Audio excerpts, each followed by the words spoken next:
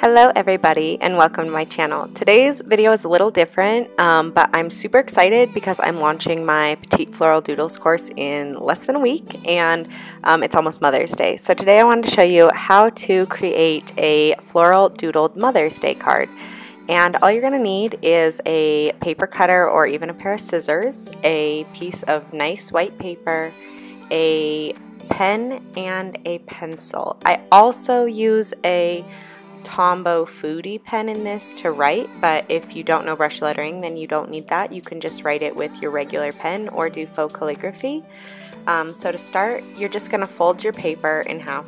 And this is just a regular US letter sized piece of paper, and then I'm going to cut it down to the size that I want it, which is pretty small. I didn't measure it out, but I was kind of going for like 4x6 or something similar to that, so it's pretty small. So if you have a paper cutter, grab it and decide how big you want your card to be, and then we'll go ahead and make our first cut. So from this, I am cutting from the bottom of the paper up to the top where it is folded, so you can see what's left here, and it's kind of wide. So I am going to cut off the bottom edge of that, not the edge that's folded, but the other edge, so that you're left with this much smaller card. You could obviously create something that's a lot bigger and add some bigger floral arrangements to it, but for the purpose of this video, I wanted to keep it pretty small. So here I'm just going to use my Tombow Foodie pen, and I am going to write Happy Mother's Day. You can always write something else too. Maybe your mom has a great sense of humor and you can come up with something a little funnier and more unique than mine. And if you want to know how to do brush lettering, I am not your girl, but I happen to know a few girls that are really amazing at it. If you haven't heard of them, they are Jillian and Jordan from Lovely Loops, and they have a few classes on Teachable, and they also run a really awesome group on Facebook and have a beautiful Instagram feed.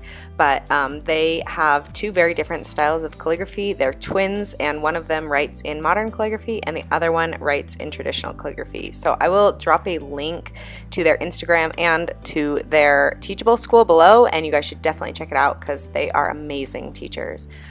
So the next step here, what I'm doing is I'm laying out my floral arrangement, which I always do with a pencil, and I just usually draw circles or triangles, whatever shape I plan to make my main florals, and I just kind of sketch out their placement so that I know where they're going to be and if I'm going to have overlap in my flowers, because I can fill in the small details like leaves and stems later, but I do want to know where my main florals are going to be. And this is one of the techniques that I do teach in my new Petite Floral Doodles class, and I will be leaving a link to that below. And if you stick around till the end of this video, there is a coupon code that you can use to get some money off your enrollment.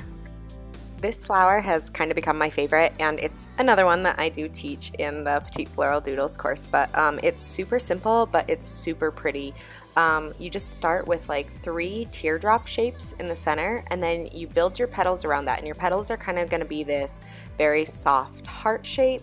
And so you start with 2, and then you add 2 to that, and then you add 4 around that, and you just kind of make your petals a little bigger as they go. And I really apologize for the lighting in this video. My desk is right next to a big window, and at certain times of the day it just gets overly bright and I don't realize it until I'm done filming, and then I'm like, oh shit.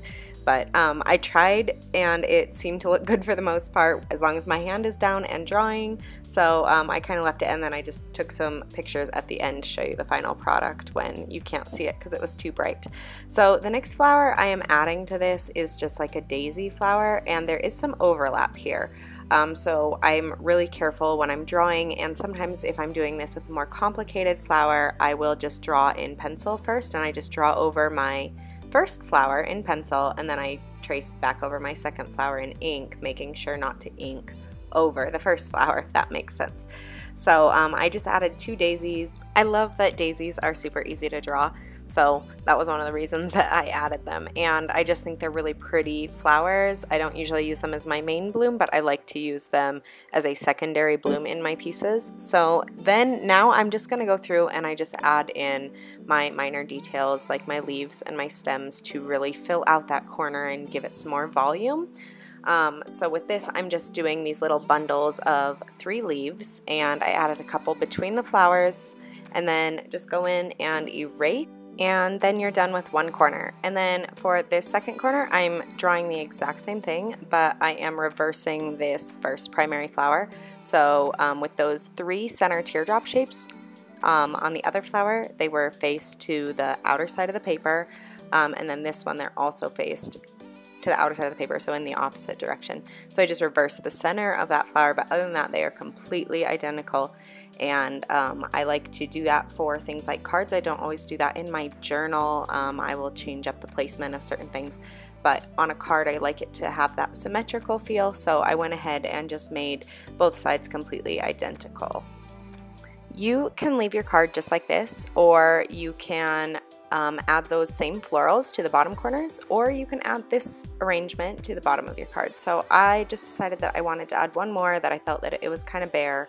So again, I'm going in with my pencil and I'm adding in my main blooms. So on this one, it's a little bigger. I have a central flower, and then I have 2 flowers coming out of that, and then those small triangles you see are just little blooms, and like I said earlier, I just try to keep them in the shape that my flower is going to be in, so I know that those are going to have kind of a triangular shape to them, as well as the blooms that are coming out from that center flower.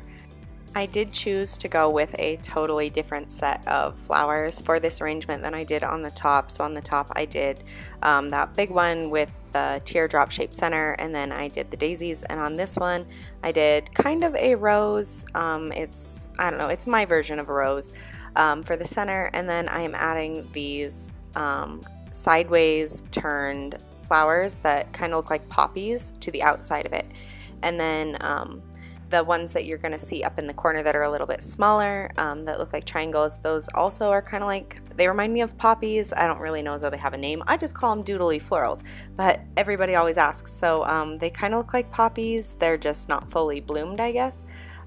So I just chose a different flower, but you're more than welcome, obviously, to go with the same flower throughout, or change it up with every arrangement, or just make an entire card that has a whole bunch of different florals on it. In my course, I teach over 50 different floral elements, including leaves and stems and flowers, and then there are 5 different wreaths and 9 different laurels and a bunch of different floral arrangements. So if you like this video, be sure to check out the course. The link will be in the description, and you guys can use the code YouTube15 for 15% off enrollment to any of my courses. Thank you guys so much for watching. I hope you enjoyed it, and please subscribe to my channel.